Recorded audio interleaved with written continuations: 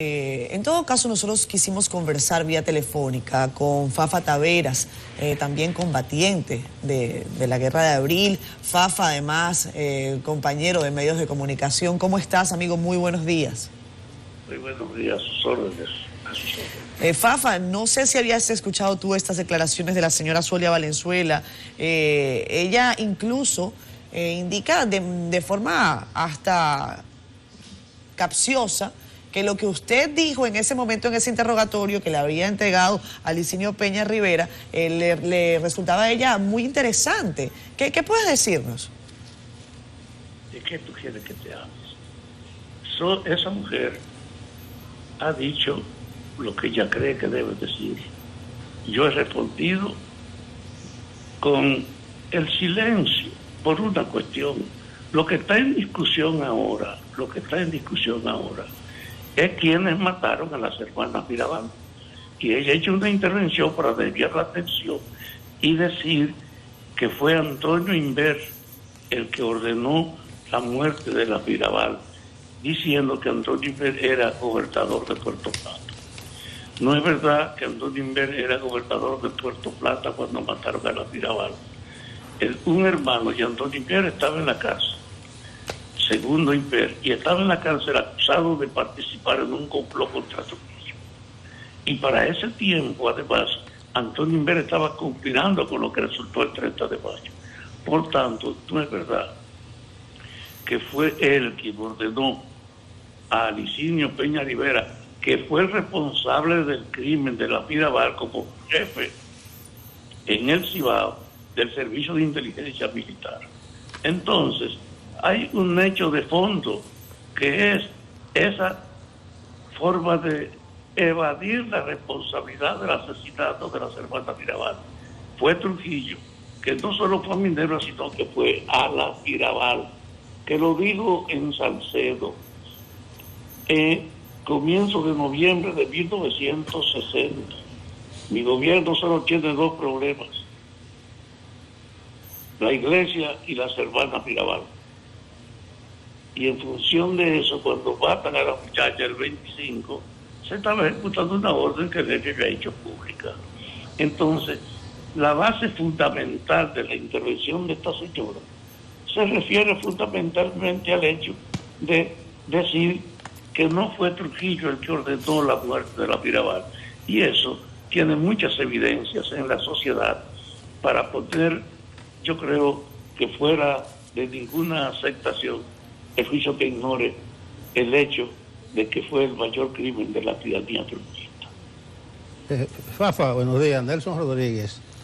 No entiendo la discusión alrededor de Montes Arache, que Montes Arache puso en libertad tanto a Tabito Balcácer, a Licinio Peña Rivera, a Félix W. Bernardino, a una serie. No entiendo la discusión porque eso está documentado y hasta reconocido. Pero tú que estuviste ahí en el asalto a la fortaleza Osama, ¿cómo se explica que Montes Arache lo sacó antes de que las fuerzas militares y constitucionalistas entraran?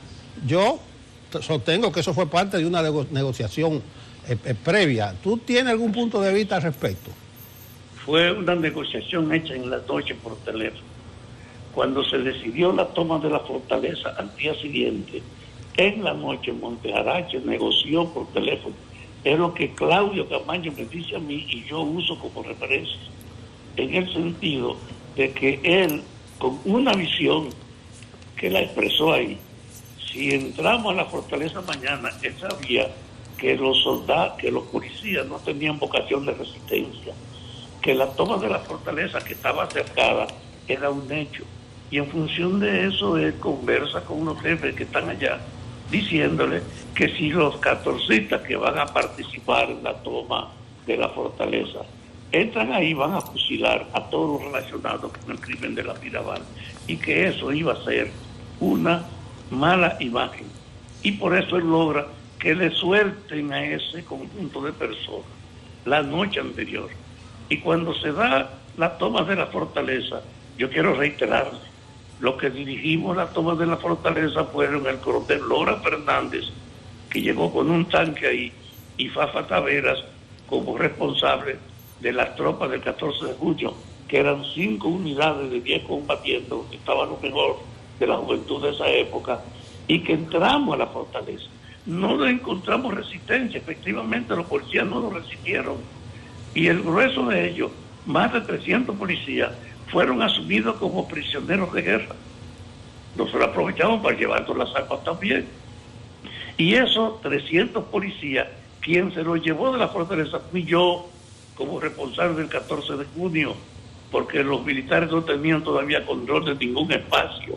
Y en función de eso, cuando yo entro a la fortaleza, era natural, fui corriendo a la cárcel a buscar un asesino, y me sorprendió que no estuviesen disponibles, que estaba abierta la cárcel. En función de eso, yo me llevo a los prisioneros, pero siempre con la angustia, ¿y cómo es posible que yo tenga todos los policías y sin embargo los presos que estaban allá no aparecieron? Ni tampoco salieron huyendo como lo hicieron algunos oficiales que cruzaron el río Sama al nado. Había una incógnita, que es la que me despeja Claudio Camaño cuando me dice a mí antes de morir: no quiero morirme sin despejar una duda que estoy expresado que tiene, que no sabía dónde fueron a parar los asesinos de la Cervantes Mirabal. Y él me contó de que había sido una conexión en la noche anterior, hecha desde el Estado Mayor con la dirección de la fortaleza. Y yo no tengo duda, porque tú encuentras que en el 2006 hay en la voz de Montes Arache una descripción de cómo él dice que salvó a Licinio Peña Rivera y a otros, por lo que es lo mismo, al grupo de jefes que estaban vinculados al asesinato de la Mirabal.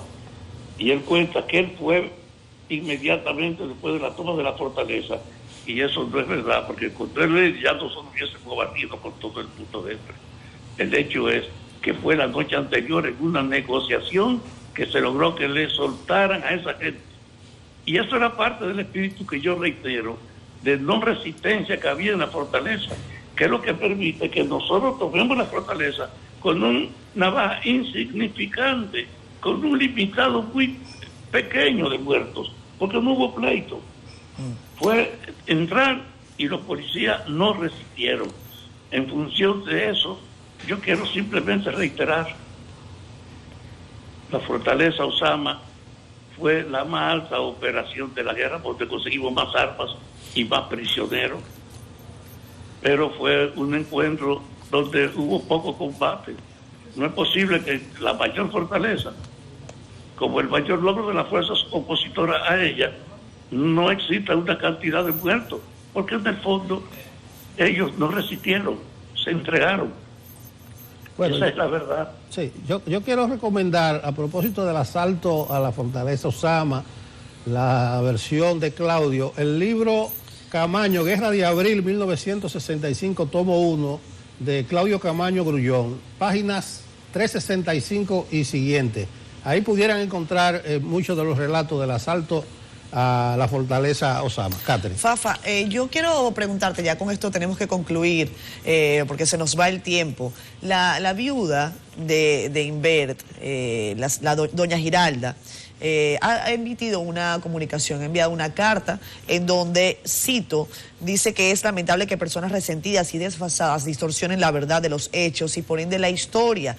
Reitera una solicitud de que ella se retracte, me refiero a la señora Sonia Valenzuela, y dice la viuda del general Inbert, doña Giralda, que ellos están dispuestos a ponerle freno a personas como Sonia Valenzuela. ¿Usted está en sintonía con ese mensaje, don Fafo? ¿Usted está pidiendo también que de alguna manera estas dos personas, tanto Aníbal López como Sonia Valenzuela, se retracten de lo que han dicho en el caso suyo particular? Mira, la viuda de Inbert tiene razón. Inbert no tiene nada que ver con la muerte de la semana Mirabal, a tal grado que oigan este detalle. Cuando Balaguer se va del poder en 1962, después de Rodríguez Echevarría, y se crea el Consejo de Estado, Inbert, que estaba clandestino, surge y aparece como miembro del Consejo de Estado. Y entonces Inbert llama a Manolo Tavares y le dice: Manolo, han querido vincular mi familia con la muerte de la Mirabal. Dicen que mi hermano estaba allá y mi hermano estaba preso, el papá de Carmen Inbert estaba preso. Si tú tienes una gente de confianza, envíale a la Victoria para que él interrogue directamente a los asesinos y puede esclarecerse esto. Y la persona que Manolo escoge es a Fafa Taveras. Y soy yo que interroga en la cárcel de la Victoria a cada uno de los asesinos. Y ese último muerto de Santiago, Cruz Valerio, es el que confiesa lo que entonces yo digo, en el orden en que detuvieron a las muchachas, cómo la fueron sacando. Primero a María Teresa, asesinada por Rojas Flora, un caribe de Salcedo. La segunda, que fue la más alta según él, que era Minerva. Y la tercera, que Siriaco de la Rosa, que era Patria Servidor. ¿Cómo la retienen ahí hasta que llega la noche? Y como camina del lugar donde la lanzaron, se encuentran que había una que se quejaba, decía Cruz Valerio, y que ellos se detuvieron porque había una de las puertas que estaba quejándose y vieron que era precisamente la más alta, Minerva, y él tuvo que rematarla y entonces la lanzaron. Fafa, pero entonces tú no le vas a pedir entonces a esta señora que se retracte. Ella ha dicho que prácticamente tú denunciaste todo el movimiento 14 de junio, a las Mirabal. ¿No les pides que se retracten? No, yo dije lo que quería decir de ella. La vida no se puede dañar tan fácilmente. La gente tiene base para acceder a todas las informaciones. Ya. Yo no sé quién es ella, pero en el fondo ha hecho un uso indebido de esa función. Yo creo que no debía mancharse el nombre y la memoria de un héroe nacional como Inver Batera, acusándolo de una mentira como que fue. No solo que se retracte, sino que yo creo que la gente no le va a creer tampoco ese argumento. Bien, pues gracias. ¿Dice razón? Gracias, Fafa. Gracias, Fafa Taveras, por atendernos a esta hora en la mañana. Que tenga feliz resto del día. Gracias a ustedes. Bueno, gracias, Fafa.